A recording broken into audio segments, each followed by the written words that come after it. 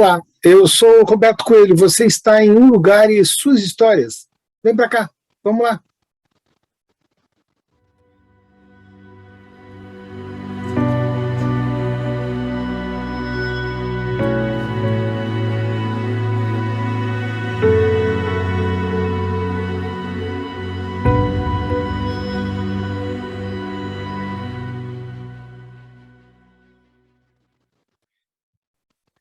Em 1890, foi criado o Serviço Agronômico em São Paulo, que, reunindo legislações já existentes na época, definiu atividades e codificou uma ação oficial do Departamento de Agricultura Estadual.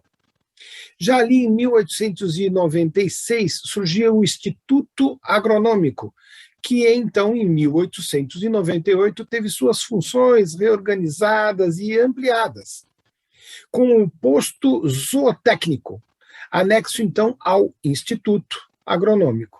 O responsável por tudo isso, então, naquela época, foi, então, realizado estudos domésticos para aptidões, emprego da agricultura, e aí, então, já em 1904, 1908, o responsável, então, o prefeito da cidade de São Paulo, Antônio da Silva Prado, reconhecia a atividade agrícola e que encontrava em estádios iniciais, né, para, então, o abastecimento de produtos, de pequenas hortas, de pequenos galinheiros, assim como áreas de periferia, e notou que era hora, então, de oferecer novas perspectivas ao setor.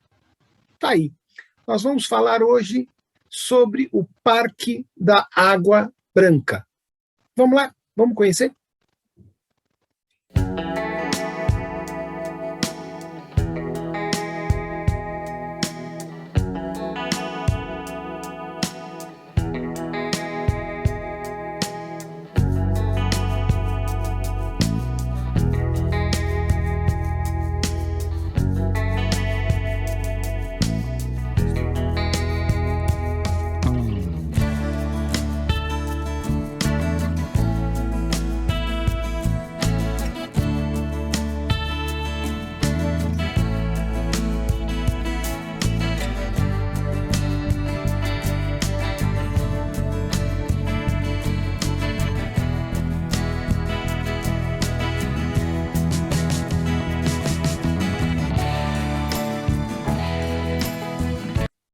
O Parque da Água Branca passou a ser formado ali em 1905, quando então a Lei 811, de 14 de março daquele ano, autorizava então a Prefeitura de São Paulo a possuir um terreno de João Batista de Souza e também de outras pessoas ali.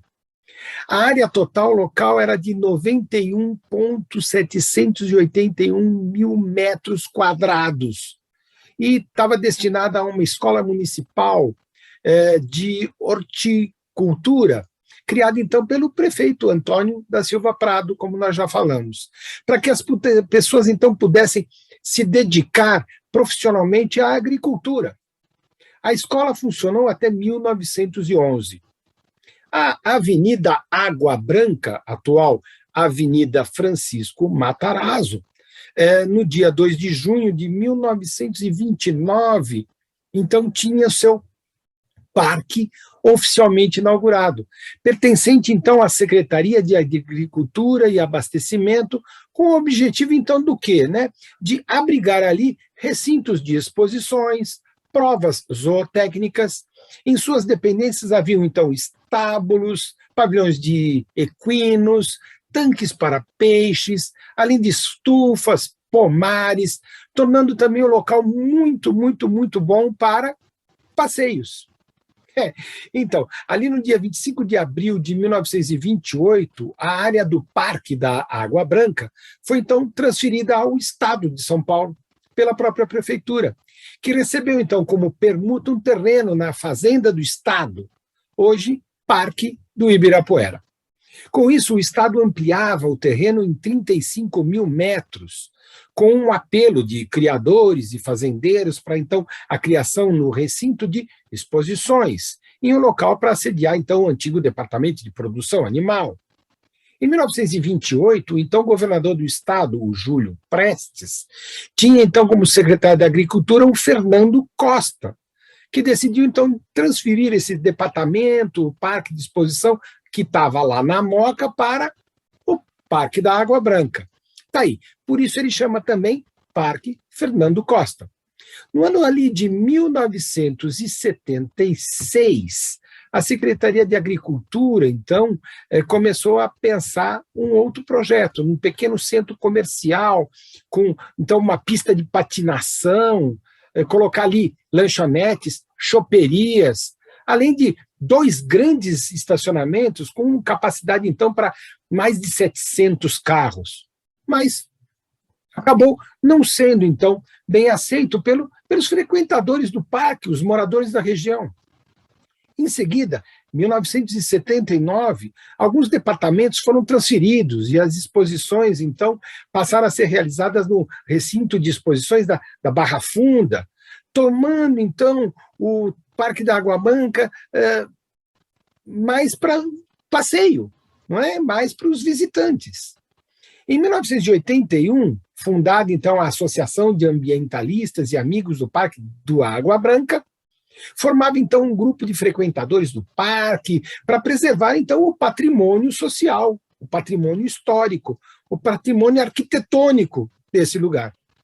Além do estilo normando, com referências românicas típicas das 2 primeiras décadas do século XX, simetria na entrada principal, e também é possível admirar o portal com entradas e vitrais, motivos rurais, criados pelo Antônio Gonçalves Gomide. Em 29, esse estilo Art Deco também era uma busca de temas brasileiros.